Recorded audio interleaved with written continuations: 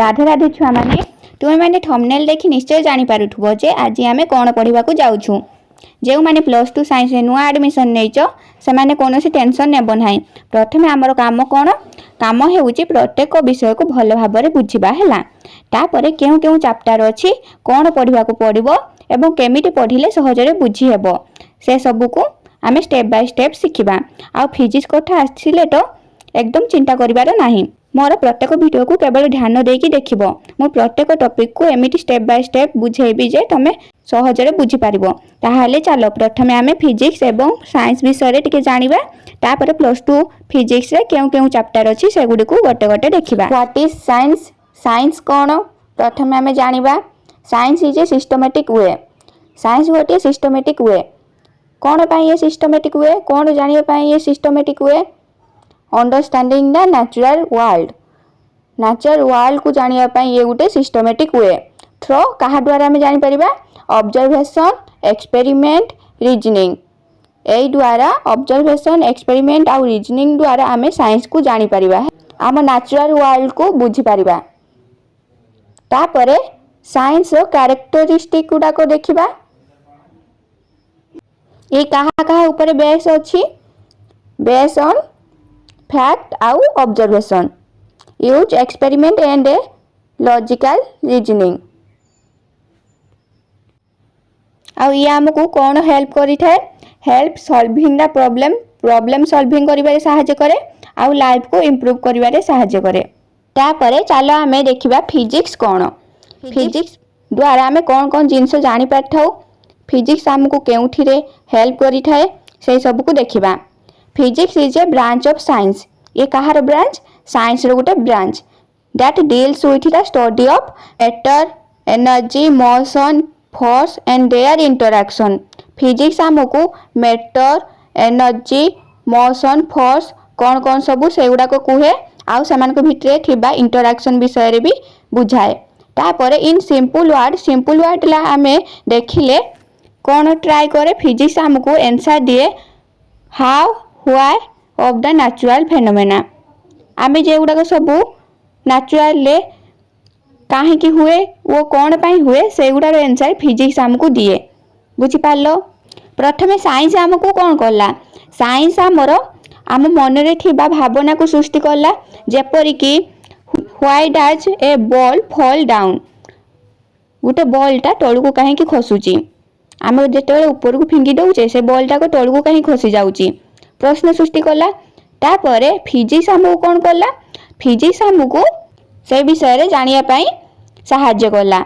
तो physics make us understand, बुझिबारे सहायता करे काहे की हुए कौन पई हुए से सब को। तापरे स्कोप ऑफ फिजिक्स। फिजिक्स हमको केउठी रे हेल्प करे? Understanding the fundamental law.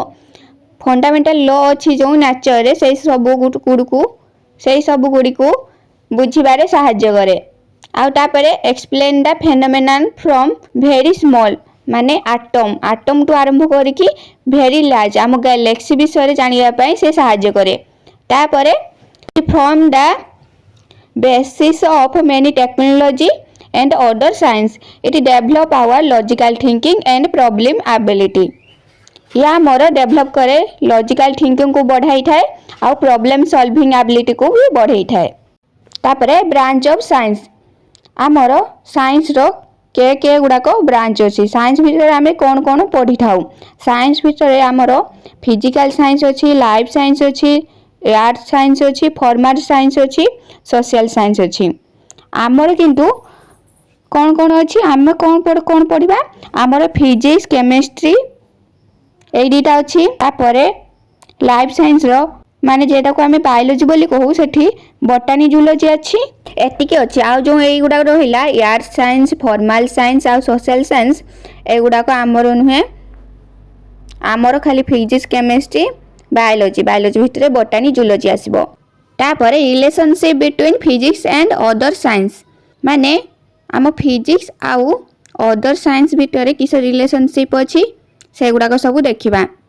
Chemistry uses physical law for atomic and molecular study. Chemistry रो आम फिजिक्स रो लॉ गुडा को सब एटॉमिक एंड मॉलिक्यूलर स्टडी रे हेल्प करे हैला। आम फिजिक्स से गुड़ा को बुझीबारे केमिस्ट्री को हेल्प करे। तापरे बायोलॉजी रे biology uses physics in understanding processing like vision hearing etcetera. Biology रो आमर फिजिक्स रे थिबा विजन आउ हियरिंग कॉन्सेप्ट गुड़ा को बुझीबारे बायोलॉजी को हेल्प करे। बुझी पारलो। तापरे engineering apply physics principle to design machine and structure.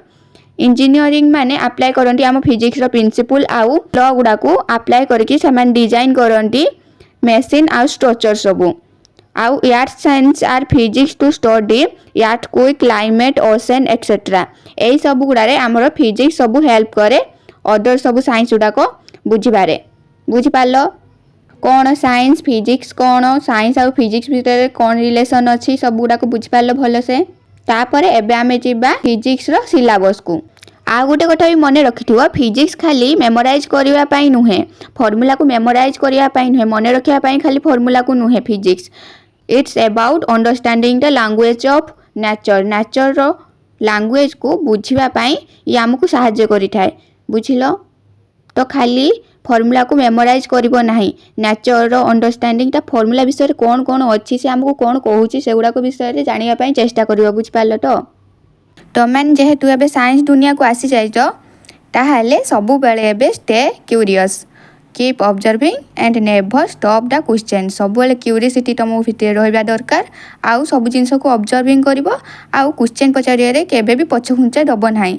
सब बेले सब जिंस को जानिया पई चेष्टा करिवो जानिया पई चेष्टा करिवो कि ए जिनिसटी कोन या पछरे कारण कोन ए सब काहे की होउची ए सब तुम भितर रहिबा निहाती दरकार। आउ एई सब जानि पकेले तुमको सब किछि सहज लागिवो पढिबारे। बुझि पालो तो हो चालो एबे सिलेबस एनालिसिस करिवा। फिजिक्स रे हमर फर्स्ट ईयर टोटल 10टा यूनिट अछि आउ चैप्टर 14टा अछि। कोन कोन अछि देखिबा।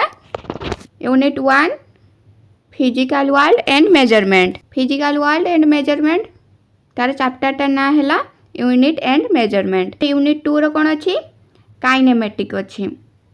Kinematic motion of straight line chapter 1 रो आउ चैप्टर 2 रो मोशन इन प्लेन।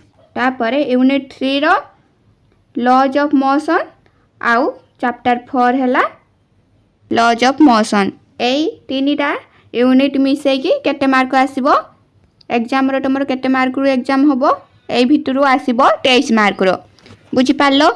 तापरे यूनिट 4 रो कोन देला यूनिट 4 रो अछि वर्क एनर्जी एंड पावर।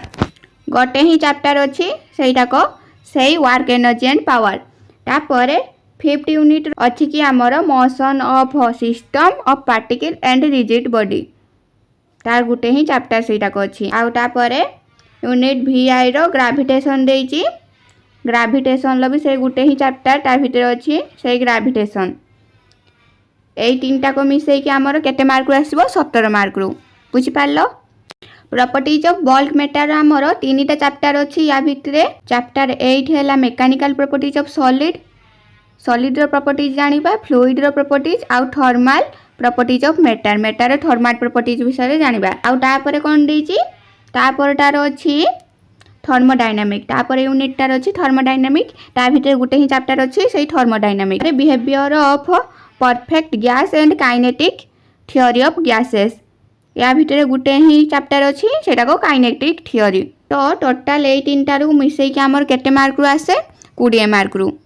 तापरे यूनिट 10 टार हमर कोन अछि ऑसिलेशन एंड एटा भितरे दुईटा चैप्टर अछि चैप्टर 1 रो अछि 13 माने सेटा को गुटे रो अछि ऑसिलेशन विषय रे पढिबा आ गुटे वेव विषय रे पढिबा। बुझि पालो। एई चैप्टर टार हमर 10 मार्क रो क्वेश्चन आसीबो एग्जाम रे। टोटल तम माने राइटिंग एग्जाम रे 70 मार्क रो दबो एग्जाम आउ प्रैक्टिकल रो 30 मार्क। बुझि पालो सबु सिलेबस विषय रे सबु कंप्लीट पूरा क्लियर हे गलो कोन कोन अछि केतेटा यूनिट अछि कोन कोन पढिबा को पडिबो। तापरे चालो चैप्टर 1 यूनिट एंड मेजरमेंट विषय रे जानिबा कोन कोन अछि ता भितर रे कोन कोन अछि एटारो अछि नीड फॉर मेजरमेंट मेजरमेंट हमें काहे करथाउ किपरि करि परिबा measurement unit of measurement system of unit unit विषय रे हमें जानिबा के सिस्टम गुडा को हमें के यूनिट रो मापी थाउ एसआई यूनिट कोन तार फंडामेंटल एंड डेराइव यूनिट कोन आउ सिग्निफिकेंट फिगर हमें किपरि काढी परिबा तापर determining the uncertainty in result किसी अनसर्टेनिटी थिबो सेगुडा को किपरि डिटरमाइन करि परबा। तापर आउ किछि डायमेंशन ऑफ फिजिकल क्वांटिटी आउ dimensional analysis and their application एगुडा सब फास्ट चैप्टर अछि हमरो। एगुडा सब 1 बाय 1 पढिबा भल भाबरे। या पर क्लास रे हमें chapter 1 unit and measurement start करिबा। सेठिपाई चैनल को सब्सक्राइब करि दियो आ बेल आइकन दबाई दियो जहा फल रे कि या पर जहा वीडियो अपलोड करबी तुमे माने समस्त सहजरे पाई परिबो। आ वीडियो टी इन्फॉर्मेटिव लागिथिले लाइक करो। परवर्ती क्लास रे देखा हबो। राधे राधे।